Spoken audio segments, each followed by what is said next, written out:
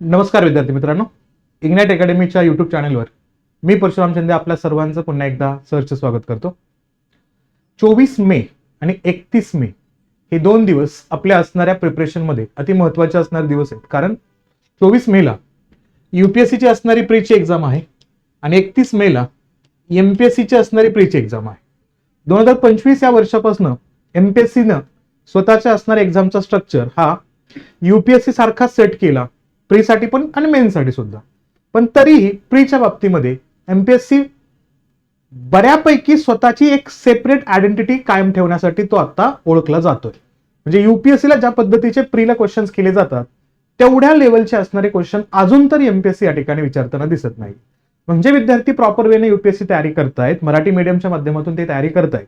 त्या सर्व विद्यार्थ्यांसाठी आपण एक सगळ्यात महत्त्वपूर्ण असणारी सिरीज घेऊन येतोय, ज्यामध्ये आपलं टायटल असेल ते म्हणजे स्मार्ट रिव्हिजन गाईड. या स्मार्ट रिव्हिजन गाईडच्या अंतर्गत आपण स्टार्टिंगला कोणता असणारा टॉपिक डिस्कस करूया तर प्लेसेस अँड न्यूज. करंटमध्ये बऱ्याच असणाऱ्या गोष्टी बऱ्याच ठिकाणं चर्चेमध्ये राहतात. त्याचा असणारा नेमकं झोन कोणता आहे, तो जिओग्राफिकली किती महत्वाचा आहे, पॉलिटिकली किती महत्वाचा आहे, इकॉनॉमिकली सोशली किती महत्वाचा आहे, हिस्टॉरिकली त्याचं महत्व आहे का, तो प्रत्येक सब्जेक्टला ते प्लेस कनेक्टेड असतं. ते प्लेस न्यूज मध्ये असेल तर त्याच्याशी संबंधित असणारे सगळे पर्स्पेक्टिव्ह आपल्याला माहिती असणं आवश्यक आहे. जिथं UPSC मागच्या असणाऱ्या काही वर्षांपासून खूप जास्त प्रश्न विचारतो. याच्या अंतर्गत पाहिलं तर हे जवळपास आपल्याला क्वेश्चनची संख्या पाहिली तर कमीत कमी 12 ते 15 प्रश्न आपल्याला या असणाऱ्या टॉपिकवर दिसतात. कसं करंटच्या अंतर्गत जर बघितलं तर याच्यावरती 2-3 प्रश्न राहतात.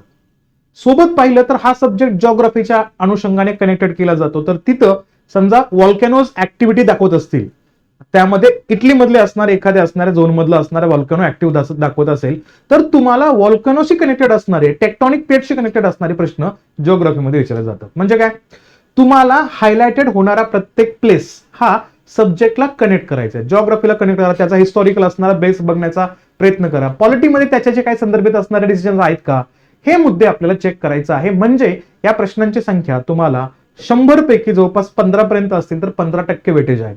त्यामुळे या टॉपिकला आपण खूप वेगळ्या पद्धतीने घेणार आहोत. यातले काही सेशन मी घेईन, काही सेशन निहाल सर घेतील, जेणेकरून तुम्हाला सिलेक्टेड असणाऱ्या कॅन्डिडेटच्या माध्यमातून सुद्धा आयडियोलॉजी कळेल की कशा पद्धतीने या असणाऱ्या टॉपिकला तुम्हाला डिकोड करायचं आहे. याचा असणारं पहिलं सेशन आपण आता या ठिकाणी स्टार्ट करूया, जेणेकरून आपण याचा असणारं सब टायटल काय दिलाय, UPSC prelims 2026 trending topics you can't miss. तुम्हाला इथं कशाही पद्धतीने असणाऱ्या टॉपिकला मिस करायचं नाहीये. आणि त्या अनुषंगाने जागतिक घडामोडींचं असणारं एक विश्लेषण आपल्या लक्षात घ्यायचंय. यामध्ये UPSC प्री आणि मेन्स साठी सुद्धा आपण विचारत घेतोय. पण साहजिक आहे, प्रीच्या बाबतीमध्ये बघितलं तर तुम्हाला थोडासा फॅक्च्युअल डाटा याच्यामध्ये ऍड करावा लागेल. त्यातले असणारे कंटेंट जो मेजर हायलाइट होणार मुद्दा आहे का तो तुम्हाला याच्यामध्ये बघावा लागेल. मग इथं 25 आणि 26 या 2 वर्षामध्ये झालेल्या सगळ्या घडामोडींचा रेफरन्स घेऊन आपण इथं प्लेसेस अँड न्यूज या असणाऱ्या स्वरूपातले असणारे मुद्दे आणतोय. याच्यामध्ये मग बघितलं आपण जिओ पॉलिटिकल असणारे सिनॅरिओ काय आहेत, पॉलिटिकल सिनॅरिओ काय आहेत, हिस्टॉरिकल जिओग्राफिकल सिनॅरिओ काय आहेत, त्या सगळ्यांचा आपण आढावा याच्यामध्ये घेणार आहोत. आता याचा फायदा कसा होतो तुम्हाला जर हे प्रॅक्टिकली बघायचं असेल, कारण भूगोल आणि भूराजकीय घडामोडी, जिओग्राफी आणि जिओ पॉलिटिकल असणारे जेवढे काही इव्हेंट्स असतील ते तुम्हाला UPSC परीक्षेसाठी तर डायरेक्टली प्रश्न विचारले जातात. का होतं बऱ्याच वेळा जे चर्चेमधले बातम्यातले असणारे ठिकाण असतील का त्यांची कनेक्टिव्हिटी कशी असते प्रीच्या बाबतीमध्ये बघितला तर तुम्हाला अॅक्युरेसी एनहान्स करण्यासाठी उपयोगात येतो. म्हणजे काय, प्रश्न जे विचारले गेले त्याच्यामध्ये तुम्हाला तुमच्या असणाऱ्या उत्तराबद्दल शाश्वती निर्माण होऊ शकते, अचूकता तुम्ही वाढवू शकता जर तुम्हाला कनेक्टेड असणारे करंटचे इव्हेंट माहिती असतील तर. म्हणजे एखादा स्टेटमेंट या असणाऱ्या प्रश्नांमध्ये स्टॅटिक असू शकतो, पण एखादा स्टेटमेंट तुम्हाला डायनॅमिक अँगलनं तुम्हाला या असणाऱ्या करंटच्या अँगलमध्ये विचारला जाऊ शकतो. मग तिथं आपल्याला त्या ठिकाणी प्रेडिक्शन करण्याऐवजी जर आपल्याला अॅक्युरेसीने त्या असणारा मुद्दा माहिती असेल तर तिथं तुमचा असणारा जास्त स्कोर करण्याचा असणारा जो पर्सेंटेज आहे का तो तिथं वाढू शकतो. सोबतच काय, वेगवेगळे असणारे ओशन्स असतील या ठिकाणी, सोबतच बघितलं या ठिकाणी तर स्ट्रेट्स असतील, सामुद्रधुनी असतील, किंवा जे या ठिकाणी डिस्प्युटेड असणारे क्षेत्र असतील, विवादित क्षेत्र असतील, त्यांचं अचूक स्थान तुम्हाला या ठिकाणी महत्वपूर्ण येतात आणि ते स्टेटमेंटमध्ये दिलं जाऊ शकतं. प्री साठी. मेन्स साठी कसं असेल तर मेन्सला तुम्हाला GS 1 आणि GS 2 मध्ये खूप प्रॅक्टिकली महत्वाचे आहेत. GS 3 मध्ये सुद्धा तुम्हाला इंटरनल सिक्युरिटी असेल, सायन्स अँड टेक्नॉलॉजीचा रेफरन्स असेल, तिथं पण उपयोगात येणार आहे. मी याच्यामध्ये तुम्ही काय करू शकता, जीएसच्या पेपर 2 मध्ये इंटरनॅशनल रिलेशनच्या अनुषंगाने एखादा क्वेश्चन त्या पद्धतीने विचारला गेला तर त्याचं लोकेशन तुम्ही काय करू शकता, एक छोट्याशा मॅप मध्ये त्या ठिकाणी दाखवू शकता. तोच रेफरन्स तुम्हाला जॉग्राफिकल अँगलनं मेन्शन करायचा असेल तर त्याच्याशी असणारे जॉग्राफिकल एखादी डायग्राम असेल, व्हॉल्कॅनो असेल त्याच्यामध्ये, टेक्टॉनिक प्लेट्स असेल त्याच्यामध्ये, किंवा त्याच्यामध्ये असणार एखादा ओशनिक पार्टची कनेक्टिव्हिटी दाखवायची असेल तर ते तुम्ही या असणाऱ्या नवीन झोनमधून, नवीन असणाऱ्या न्यूजमधून तो पॉईंट तुम्ही दाखवला तर तुम्ही स्टॅटिक पॉईंट सोबतच किती अवेअर आहात हे सुद्धा पेपर चेकरला समजून येतं. त्यासाठी तुम्हाला याचा फायदा या ठिकाणी करून घ्यायचा आहे, हे लक्षात घ्यायचं. आणि या जागतिक घडामोडींच्या माध्यमातून या सगळ्यात पहिल्यांदा प्रायर कंडिशन मध्ये प्लेसेस इन न्यूज मध्ये आपण इंटरनॅशनल प्लेसेसचाच उल्लेख करूया. याच्यामध्ये तुम्हाला 5 महत्वपूर्ण असणाऱ्या गोष्टी या ठिकाणी ट्रिगर होतात जे तुमच्या प्री आणि मेन्ससाठी उपयोगात होतात. जसं काय, कोणकोणते मुद्दे बघायचे? सगळ्यात पहिल्यांदा जगामध्ये चाललेले कॉन्फ्लिक्ट्स आणि क्रायसिस झोन. जसं आता सध्याला बघितलं आपण काय या ठिकाणी चाललेलं आहे तर गल्फ कंट्री मधल्या असणाऱ्या एक क्रायसिसचा, युद्धाचा असणारा रेफरन्स आपल्याला दिसतो या ठिकाणी. एखादा साहेलचा प्रदेश असेल त्या ठिकाणी, सोबत गाझामधील असणारा नेझारिम कॉरिडॉर असेल, सोबतच रशियातील असणारा कुर्स झोन असेल. याच्या माध्यमातून चाललेले क्लॅशेस तुम्हाला दिसतात आणि त्याच्यावरती प्रश्न आला तर तुम्हाला तो प्रश्न नवीन वाटणार नाहीये, तो तुम्ही बघितलेला आहे, हायलाइटेड होणारा मुद्दा आहे. संघर्ष आणि संकटांवरती लक्ष ठेवायचं तुम्हाला. सोबतच न्यूज मध्ये कोणते मुद्दे बघायचे तुम्हाला? स्ट्रॅटेजिक असणारे चोक पॉइंट्स असतील. स्ट्रॅटेजिक चोक पॉइंट्स मध्ये तुम्हाला ओशनिक चोक पॉइंट्स असतील, जिथं दोन देशांमधले असणारे जे काही एक असे झोन असतील, असे एरियाज असतील, जर त्या ठिकाणचं असणारं कोलॅबरेशन जर पॉझिटिव्हली असेल तर त्याचा इम्पॅक्ट, त्याचे कॉन्सिक्वेन्सेस तुम्हाला पॉझिटिव्ह दिसू शकतात. त्यासाठी तुम्ही त्या मुद्द्यांकडे लक्ष द्यायचं. जसं काय ठिकाणी हॉर्मोजचा असणारा जो काही स्ट्रेट आहे, स्ट्रेट ऑफ हॉर्मोज असेल, सोबत त्या ठिकाणी ब्लॅक सीच्या असणारे जे काही बाउंड्रीज आहेत त्याचा उल्लेख असेल, बाबा अल मंदेब हा असणारा एरिया असेल, तो स्ट्रॅटेजिकली खूप महत्वाचा आहे. त्याच्यावरती ज्या देशाचा होल्ड असेल तो देश तिथे एक प्रकारे स्वतःचा असणारा हायरार्की तिथे तयार करू शकतो, स्वतःचा डॉमिनन्स तयार करू शकतो. तसे पॉइंट्स चर्चेमध्ये असतील तर ते तुम्हाला वाचावे लागणार आहेत. सोबत पाहिलं तर इन्फ्रास्ट्रक्चर कॉरिडॉर असतील, म्हणजे पायाभूत सुविधा आणि कॉरिडॉर असतील, ते मुद्दे बघायचे आपल्याला. जसं की आता सध्याला आपण काय करतोय, भारत हा युरोपियन असणाऱ्या देशांपर्यंत जाण्यासाठी एक इकॉनॉमिक कॉरिडॉर तयार करतोय. त्या कॉरिडॉरचं नाव काय या ठिकाणी? India, middle east, Europe economic corridor. मग ते असणारे कॉरिडॉर कसे कनेक्ट करतोय आपण? सोबतच बघितलं चायना सिल्क रोडच्या माध्यमातून, 9 माध्यमातून तुम्हाला belt and road initiative strong करताना दिसतो. 2013 पासून तो ऍक्टिव्ह आहे आणि आतापर्यंत त्याने $4 ट्रिलियन अमेरिकन डॉलरची असणारी रक्कम ही वेगवेगळ्या देशांना ऍज अ डेट म्हणून, कर्ज म्हणून त्या ठिकाणी दिलेली आहे. मग ती कनेक्टिव्हिटी कशी आहे ते मुद्दे हायलाइट होत आहेत तर ते बघणं आपल्याला गरजेचं असेल. जसं या ठिकाणी IMEC साठीच असणारा हायफा बंदर असेल, इथिओपियातला असणारा ग्रेड असेल, हे तुम्हाला कॉरिडॉर बघणं आवश्यक असेल. सोबतच काय, बऱ्याच वेळा न्यूज मध्ये तुम्ही एन्व्हायरमेंटल असणारे फ्लॅश पॉइंट्स बघता. मग ते कॉपच्या मीटिंग असतील, एन्व्हायरमेंटल असणारे एखादा प्रोटोकॉल असेल, एन्व्हायरमेंटल अग्रीमेंट असेल, तो अग्रीमेंट नवीन पद्धतीने येत असेल किंवा जुनाच असणारा अग्रीमेंट त्या ठिकाणी रिन्यू होत असेल, किंवा एखाद्या असणाऱ्या जागतिक लीडरनं एन्व्हायरमेंटल असणाऱ्या अग्रीमेंट मधनं स्वतःला पुल आउट केलं असेल, स्वतः ऍड केलं असेल, असे न्यूज जेव्हा येतात का तिथं लक्ष असलं पाहिजे. जसं की इराणमधील असणारा आक्रसणारा असणारा उर्मिया तलाव. उर्मिया तलाव तुम्हाला या ठिकाणी पुढच्या काही वर्षांमध्ये नष्ट होताना दिसेल. तुवालू मधील असणारे हवामान बदल असतील, हे तुम्हाला त्या त्या देशाशी कनेक्टेड असणाऱ्या पॉइंटला एन्व्हायरमेंटल आस्पेक्टच्या माध्यमातून त्याची असणारी न्यूज तुम्ही बघू शकता. त्यासाठी गरजेचं असेल. सोबतच बघितलं या ठिकाणी तर तुम्हाला रिसोर्स जिओ पॉलिटिक्स असतील, म्हणजे जिथं झांबियातले असणारे तांबे, कोबाल्ट असतील, उत्तर समुद्रातले असणारे जे एनर्जी पॉलिटिक्स आहे का त्याच्यावरती तुम्हाला फोकस करणं गरजेचं आहे, जे तुम्ही प्रीला आणि मेन्सला सुद्धा हायलाइट करू शकता. त्यामुळं हे जे 5 पॉइंट आहेत का, हे 5 पॉइंट तुम्हाला प्री प्लस मेन्ससाठी तुम्हाला लक्षात घेणं आवश्यक असणार आहे. मग त्यातले असणारे आजच्या पहिल्या सेशनच्या निमित्तानं काही असणारे प्लेसेस जे मागच्या वर्षी या वर्षी खूप चर्चेमध्ये आहेत का ते आपण डिस्कस करण्याचा प्रयत्न करू. त्यामध्ये सगळ्यात महत्वाचा असणार बघितला या ठिकाणी मुद्दा येतो तो म्हणजे कुठला, तर डिएगो गार्सिया. आता आपल्या भारताच्या असणाऱ्या इंडियन ओशनचा जो झोन आहे का, इंडियन ओशनच्या झोन मधला असणारा सगळ्यात महत्वाचा मुद्दा जो या ठिकाणी सदर्न वेस्ट कंडिशनच्या अनुषंगाने चर्चेमध्ये असणारा भाग म्हणजेच कुठला असेल या ठिकाणी, भारताच्या असणाऱ्या पश्चिम दक्षिणेकडचा असणारा भाग, ज्याच्यामध्ये बघितलं तर सगळ्यात जास्त पद्धतीने चर्चेमध्ये येणारा जो आफ्रिकन कॉन्टिनेंट आहे, त्या आफ्रिकन कॉन्टिनेंटच्या असणाऱ्या कुठं ईस्टर्न झोनला बघितलं तर मादागास्कर आहे. त्या मादागास्करच्याच असणाऱ्या परत पूर्वेकडे गेला तर तुम्हाला मॉरिशियस सारखा असणारा महत्वपूर्ण आयलंड त्या ठिकाणी दिसेल, ज्या मॉरिशियस मध्ये तुम्हाला इंडियन डायस्पोराची संख्या सुद्धा खूप जास्त दिसते. आणि त्याच मॉरिशियस सोबत युकेचं असणारं जे काही अग्रीमेंट आहे का, त्या अग्रीमेंटच्या अनुषंगाने असणारे काही बेटा आहेत, त्या बेटांवरती डिसिजन होताना दिसतोय आता.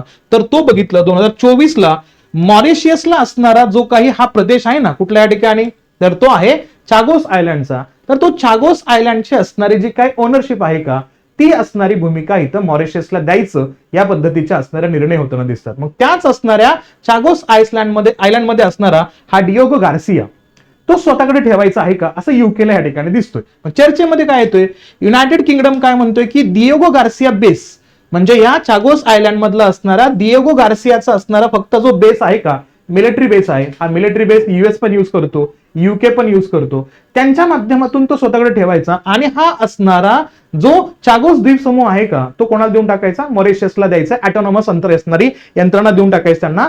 पण आत्ताच 2026च्या असणाऱ्या एप्रिलमध्ये हा पण निर्णय आला की तो असणारा निर्णय त्यांनी काय केला, होल्डवरती ठेवलाय आणि ती डेट त्यांनी पोस्टपोन केलेली आहे.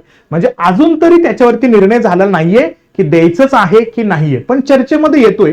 त्यामुळे लक्षात ठेवायचं, त्याचे लोकेशन बघायचे तुम्हाला. मग दिसेल तुम्हाला या ठिकाणी आपल्या भारताच्या असणाऱ्या दक्षिणेकडच्या साईडमध्ये जिथं मालदीवला क्रॉस केल्यानंतर आपल्याला बरेचसे बेट समूह दिसतात, त्याच्या अंतर्गत असणारा हा बेट समूह लक्षात घ्यायचा, जिथला असणारा हा Diego Garcia base United kingdom स्वतःकडे ठेवणार आणि चागोस द्वीप समूह कोणाला देऊन टाकणार आहे, मॉरिशसला देऊन टाकणार आहे. मग हा कुठे आहे द्वीप समूह, हा हिंदी महासागरातल्या असणाऱ्या 58 बेटांचा समूह आहे, जो मालदीवच्या 500 किलोमीटर दक्षिणेस त्या ठिकाणी दिसतो आपल्याला. सोबत सगळ्यात मोठं असणारं बेट यामध्ये कोणतं असेल, डिएगो गार्सिया आहे. याचा उल्लेख केला तर 7 डिग्री दक्षिण अंशावरती तो प्रवाळ बेटांच्या अंतर्गत आपल्याला दिसतो. सामरिक महत्व काय, युके युएसचा असणार लष्करी तळ आहे. कधीपासून, 1886 पासून या ठिकाणी मिलिटरी बेस त्यांचा दिसतोय आणि या मिलिटरी बेसच्या माध्यमातून एक प्रकारे संपूर्ण कंट्रोल येऊ शकतं. ते कशावरती, अरेबियन ओशन वरती, रेड सी वरती, ब्लॅक सी वरती. सगळ्यात महत्वाचा मुद्दा बघितला तर आफ्रिकन कॉन्टिनेंटला कनेक्टेड असणाऱ्या सगळ्या असणाऱ्या कोस्टल एरियावरची असणारी कनेक्टिव्हिटी आणि इथं चायनाचा प्रेझेन्स कमी व्हावा. चायना जर खूप मोठ्या पद्धतीने या ठिकाणी ऍक्टिव्ह होत असेल तर त्यांना डॉमिनन्स करू द्यायचं नाहीये, त्यासाठीचा हा बेस तितकाच महत्वाचा आहे. म्हणून आता त्या बेसच्या बाबतीमध्ये डिसिजन युके फायनल करताना दिसत नाही, पण न्यूज मध्ये आहे. म्हणून तुम्हाला लोकेशन माहिती पाहिजे, भारताच्या जवळचा प्रदेश आहे त्या अनुषंगाने हे तुम्हाला पॉइंट माहिती असणं गरजेचं आहे. तसाच एक अति महत्वाचा असणार मुद्दा जो कंटिन्युअसली रशिया आणि युक्रेन या दोन देशांच्या दरम्यान गाजणाऱ्या प्रदेशांच्या अनुषंगाने या ठिकाणी तुम्हाला चर्चेमध्ये येताना दिसतो, तो म्हणजेच काय, तिथं 2012च्या कालखंडामध्ये जो युक्रेनचाच असणारा क्रिमियाचा भाग जो पूर्णतः रशियानं स्वतःच्या कंट्रोलमध्ये आणला होता, त्याच्याच जवळ ज्या असणाऱ्या व्यवस्थेला म्हटलं जातं तिथला असणारा लॉक अँड की असा उल्लेख केला जातो, तो एरिया म्हणजे कोणता असेल या ठिकाणी, तर तो असेल या ठिकाणी कर्चचं असणारा स्ट्रेट. कर्च स्ट्रेटचा रेफरन्स त्याच्यामध्ये येतो. मग तो कर्च स्ट्रेट एक्झॅक्टली कुठं आहे हा बघायला गेला तर तुम्ही थोडंसं मॅप बघा. या मॅप मध्ये बघितलं तर तुम्हाला दिसेल या ठिकाणी की हा रशियाचा एरिया आहे. रशियाच्या एरियानंतर खाली ब्लॅक सी आहे, काळा समुद्र आहे आणि त्या ब्लॅक सीच्या असणाऱ्या वरती बघितल्या या ठिकाणी तर इथं तमॅन बे आहे, त्याच्या वरती आहे त्या ठिकाणी सी ऑफ अझोव. सी ऑफ अझोव आणि ब्लॅक सी यांच्या दरम्यान एक चिंचोळी असणारा एरिया आहे जो काय करतो या ठिकाणी क्रिमियाच्या असणाऱ्या फ्रेंच एरियाला आणि इथल्या असणाऱ्या रशियाच्या एरियाला कनेक्ट करणारा असणारा हा एक तुम्हाला ब्रिज दिसतो, जो जवळपास 12 माइल्स असणारा डिस्टन्स या ठिकाणी ठेवून आहे. तो असणारा क्रेंच स्ट्रेट या आता सध्या न्यूज मध्ये येतोय. का न्यूज मध्ये येतोय हा क्रेंच स्ट्रेट, कारण लक्षात घ्यायचं या असणाऱ्या स्ट्रेटच्या अनुषंगाने मुद्दे चर्चेमध्ये काय आहेत, तर युक्रेननं पाण्याखाली स्फोटकांचा वापर करून क्रिमियन ब्रिजला लक्ष्य केल्याचा दावा आता चर्चेमध्ये येतोय. म्हणजे काय की या असणाऱ्या क्रिमियाचं असणारं होल्ड 2012 पासून कोणाकडे, रशियाकडे. तर अशा असणाऱ्या स्ट्रेटला एक प्रकारे टार्गेट करण्याचा प्रयत्न या ठिकाणी या युद्धाच्या दरम्यान, रशिया आणि युक्रेनच्या युद्धाच्या दरम्यान आपल्याला हायलाइट होताना दिसतोय. मग आता ते पाण्याखालच्या बॉम्बचा वापर करून, जसं आता सध्याला स्ट्रेट ऑफ हॉर्मझच्या अंतर्गत इराण काय म्हणतोय की आमचा सगळं कंट्रोल असणार आहे, तुम्हाला आमची परमिशन घेऊनच या असणाऱ्या स्ट्रेटला पास करावं लागणार आहे, अशी असणारी भूमिका हिता आणण्याचा प्रयत्न करतोय कोण, तर या ठिकाणचा असणारा युक्रेन. त्याच्यामुळे हे नाव चर्चेमध्ये येते. तर तुम्हाला प्रश्न विचारला जाऊ शकतो की हा असणारा स्ट्रेट कोणत्या दोन ओशनिक एरियाला कनेक्ट करतोय. मग इथे या ठिकाणी सी ऑफ अझोव आणि ब्लॅक सी या दोघांना कनेक्ट करणारा एरिया असेल, रशिया असेल आणि हा क्रिमिया असेल. म्हणजे काय, युरोशियाला कनेक्ट करणारा असणारा प्रदेश या ठिकाणी येतो, हेही इथं लक्षात घ्यायचं. युरोप आणि आशियाला जोडणाऱ्या असणाऱ्या या भागाचाही उल्लेख आपल्याला इथं करता येणार आहे, जो काय करतोय आता सांगितलं आपण, ब्लॅक सी आणि सी ऑफ अझो या दोघांना जोडणारा अतिशय चिंचोळा आणि महत्वाचा भाग आहे. आणि त्याच्या अनुषंगाने बघितलं तर याच्या पश्चिमेकडे क्रिमिया आहे आणि पूर्वेकडे रशियाचा असणारा द्वीपकल्प दिसतोय आपल्याला. त्याच्यामुळे याचं असणारं जे काही खूप जास्त सामरिक महत्व या ठिकाणी येतं, कारण त्यालाच काय म्हणतात त्या ठिकाणी स्ट्रॅटेजिक व्हॅल्यू काय आहे, लॉक अँड की इफेक्ट्स. काय म्हणतात त्याला, लॉक अँड की इफेक्ट्स. म्हणजे आजव समुद्राला बघितलं तर पूर्ण लॉक केलं जातं या असणाऱ्या एका स्ट्रीटवरनं. जर हा स्ट्रीट ओपन झाला तरच तुम्ही डायरेक्टली ब्लॅक सीच्या माध्यमातून अजोपर्यंत जाऊ शकता, अदरवाईज हा पूर्ण लॉक होऊन जातो. म्हणून स्ट्रॅटेजिकली याचं महत्व खूप जास्त हायलाइट होते. ते आता न्यूजमध्ये येतोय, चर्चेमध्ये येतोय, ते तुम्हाला बघावं लागणार आहे. त्यानंतर जास्त चर्चेमध्ये असणारा भाग म्हटलं तर या ठिकाणी येतो, या ठिकाणी रिंग ऑफ फायर. आता रिंग ऑफ फायरचा उल्लेख केला तर तुम्हाला काय लक्षात ठेवायचं, तर ही असणारी डायग्राम लक्षात ठेवायची. ओके, इंडिया टुडेच्या असणाऱ्या न्यूज एजन्सीनं हा असणारा पेज तयार केला. अतिशय बेस्ट पेज आहे. तुम्ही बघा, पॅसिफिक ओशनच्या असणाऱ्या टेक्टॉनिक प्लेटच्या हालचालीमुळे तुम्हाला हा संपूर्ण एरिया व्हॉल्कॅनोज, अर्थक्विक अशा असणाऱ्या नॅचरल डिझास्टरच्या अंतर्गत तुम्हाला हा एकवटताना दिसतो. चिले असेल, पेरू असेल, Mexico, USA, Canada, Alaska, Russia, Japan, China, Indonesia आणि ऑस्ट्रेलिया आणि इथले असणारे वेगवेगळे असणारे द्वीपसमूह, याच्यामध्ये सोलोमन आयलंड असेल, फिजी सारखे असणारे आयलंड तुम्हाला याच्यामध्ये दिसतात. तर इथं खूप जास्त ऍक्टिव्हिटी होताना दिसतात. हवाईमध्ये सुद्धा तुम्हाला अशा असणाऱ्या रिंग ऑफ फायरच्या ऍक्टिव्हिटी होताना दिसतात. मग आता या रिंग ऑफ फायरच्या अनुषंगाने कोणती न्यूज चर्चेमध्ये येते, तर या ठिकाणचा असणारा टोकोरा आयलंड. कुठला, टोकोरा आयलंडचा रेफरन्स लक्षात घ्यायचा. या असणाऱ्या जापानच्या असणाऱ्या कोस्टल एरियापासून जर आपण कनेक्टेड बघितलं आपण या ठिकाणी, तर रशियाच्या असणाऱ्या एक्झॅक्टली जवळच्या एरियामध्ये आपल्याला दिसतो हा असणारा एरिया. हिथं काय होतंय, तर हिथं जुलै 2025 मध्ये 1000 पेक्षा जास्त भूकंप झाले. 1000 पेक्षा जास्त भूकंप म्हणजे तीव्र भूकंपीय हालचाली या ठिकाणी जगासमोर आलेल्या आहेत. आणि दक्षिण जपानमधील लहान द्वीपसमूह कुठला, किशू आणि आमान बेटांच्या दरम्यान हा स्थित आहे. कुठला, दक्षिण जपान मधला असणारा द्वीपसमूह आहे तो कुठला, किशू आणि आमान बेटांच्या दरम्यान तो स्थित आहे. 7 लोकवस्ती असलेले बेट आहेत. कोणकोणता उल्लेख येतो याच्यामध्ये, तर कुचिनोशिमा, नाकानोशिमा हे सगळ्यात मोठं बेट आहे. सोबतच सुवानो सेरिजिमा, तायराजिमा, आकुसे किजिमा, कोडा काराजिमा आणि तक्राजिमा. तुम्हाला प्रश्न असा असू शकतो की पुढीलपैकी कोणते ठिकाण कोणत्या असणाऱ्या ओशनमध्ये आहेत, कोणत्या देशाला जवळ आहेत, कोणत्या देशाशी कनेक्टेड आहेत. आणि ही नावं आपण जर पहिल्यांदाच परीक्षेतच जाऊन बघत असू तर शॉक लागणार आहे तिथं. त्यामुळे ही नावं थोडंसं हितच बघण्याचा प्रयत्न करायचा. आणि अशी काही नावं आली तर लगेच क्लिक होतं ना, अरे हा मुद्दा कुठेतरी चर्चेमध्ये होता. 1000 प्लस भूकंप आले होते कुठं, टोकारो आयलंडच्या अनुषंगाने या ठिकाणी. तर हिथं लक्षात घ्यायचं, टेक्टॉनिकल असणारे जे काही प्लेट्स आहेत का त्यांच्यासाठी हा मुद्दा खूप जास्त महत्वाचा आहे. इथं सक्रियता दिसते आणि भूकंप आणि ज्वालामुखीचे उद्रेक इथं कंटिन्युअसली होताना दिसतात. त्यामुळे रिंग ऑफ फायर चर्चेमध्ये आहे. त्यामुळे ही न्यूज तुम्हाला लक्षात ठेवावी लागेल. त्यानंतरचा मुद्दा येतो या ठिकाणी, तर कुठला येतं, तर तो आहे बुगॅनविले आयलंडचा उल्लेख येतो. त्या बुगॅनविले आयलंडचा उल्लेख केला तर हा चर्चेमध्ये आहे कुठं, तर हा चर्चेमध्ये येतो पॅसिफिक ओशन मध्ये. पॅसिफिक ओशन मध्ये ऑस्ट्रेलिया आणि न्यूझीलंडच्या असणाऱ्या कुठल्या भागामध्ये दिसतो आपल्याला या ठिकाणी, तर हा अतिशय महत्वाचा असणारा कुठला, जिथं नॉर्थ ईस्टर्नचा असणारा भाग आहे का तिथं तुम्हाला या ठिकाणी दिसतो. नॉर्थ ईस्टर्न भागामध्ये बघितलं तर सोलोमन आयलंड आहे. सोलोमन आयलंडच्या वरती बघितलं या ठिकाणी तर बुका आयलंड आहे. त्या बुका आयलंड सोलोमन आयलंडच्या दरम्यान तुम्हाला दिसतो या ठिकाणी. कोणता या ठिकाणी, तर हा दिसतो इथं बुगॅनविले आयलंडचा उल्लेख येतो. आणि बुगॅनविले आयलंडचा उल्लेख काय आहे की तो बुगॅनविले आयलंड पापुआ न्यू गिनी पासून स्वतंत्र होण्यासाठी सध्या सक्रिय प्रयत्न करत आहे आणि जगातला तो सर्वात नवीन असणारा देश बनण्याचं ध्येय ठेवतो. आता तुम्हाला हे पण माहिती पाहिजे, पापुआ न्यू गिनी हा देश सुद्धा खूप न्यूज मध्ये असतो, कारण त्याचा असणारा अर्धा भाग USA कंट्रोलमध्ये आहे. अशा परिस्थितीमध्ये हे सगळे लहान लहान आयलंड आहेत का ते अतिशय गरीब आयलंड आहेत. आणि त्या आयलंडला चायना ऑफर देतोय की आम्ही तुम्हाला लोन देऊ, प्लस आम्ही तुम्हाला फ्री एड सुद्धा देऊ. फक्त काय करायचं, चायनाच्या 2 गोष्टी, 2 कन्सेप्ट त्याच्यामध्ये मान्य करायचं. काय, पहिला, वन चायना पॉलिसी, तायवानला ऍज अ कंट्री म्हणून रिकॉग्नाइज करायचं नाही. आणि युनायटेड नेशन मध्ये जेव्हा जेव्हा याच्याशी संबंधित क्वेश्चन्स येईल तेव्हा तेव्हा चायनाच्या बाजूने वोटिंग करायचं, असं असणारं कंडिशन देऊन यांना पैसे दिले जातात. मग आता सोलोमन आयलंड तुम्हाला कोणाच्या बाजूने जाताना दिसतो, तर चायनाच्या बाजूने. मग इथं कंटिन्युअस रस्सी खेच चालते. कसं, USA कधी कंट्रोल ठेवतो, कधी चायना कंट्रोल ठेवतो. त्यामुळे हा एरिया न्यूज मध्ये राहतो. सोलोमन समुद्रामध्ये पापुआ न्यू गिनीचं सर्वात पूर्वेकडचं बेट आहे. हे बेट भौगोलिकदृष्ट्या सोलोमन द्वीप समूहाचा भाग आहे, बुका बेट. आणि जवळच्या बेट समूहानं तयार झालेला कुठल्या या ठिकाणी, तर तो आहे इथं बोगेनविले आयलंडचा रेफरन्स या ठिकाणी दिसतो आपल्याला. याचं प्रमुख शहरे कुठले आहेत, आरावा, किएटा, माउंट बानागा या ठिकाणी, माउंट बागाना, माउंट बाल्बी यासारखे सक्रिय ज्वालामुखी सुद्धा दिसतात आपल्याला. तांबा असेल याच्या ठिकाणी, कॉपर असेल आणि सोबतच इथला असणारा पांगबुना खान हा सुद्धा इथं तांब्याची मोठी असणारी जागतिक उत्पादक पेठ सुद्धा तुम्हाला दिसते.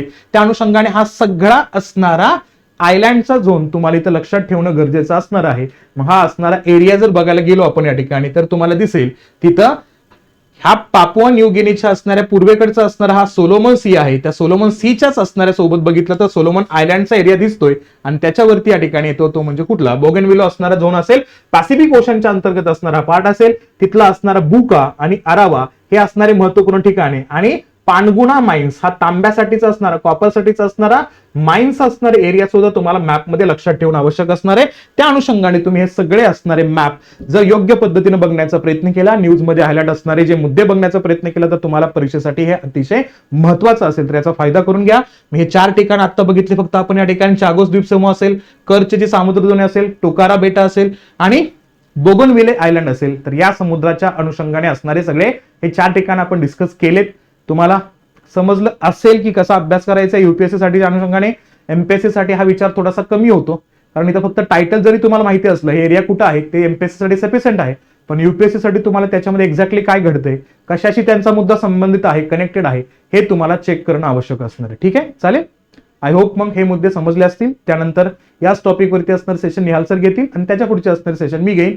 कंटिन्युअसली आम्ही दोघं काय करू तुमच्यासाठी युपीएससीचा असणारा 24 मे पर्यंतची डेट जोपर्यंत येत नाही तोपर्यंत सगळे असणारे टॉपिक आम्ही कव्हर करू. सेशन आवडलं असेल तर लाईक करा, जास्तीत जास्त विद्यार्थ्यांपर्यंत शेअर करा आणि चॅनलवरती नवीन असाल तर सबस्क्राईब नक्की करा. ठीक आहे, थांबूया इथं. आपण भेटूया नेक्स्ट सेशनला. तोपर्यंत काळजी घ्या आणि अभ्यास करत राहा. थँक्यू.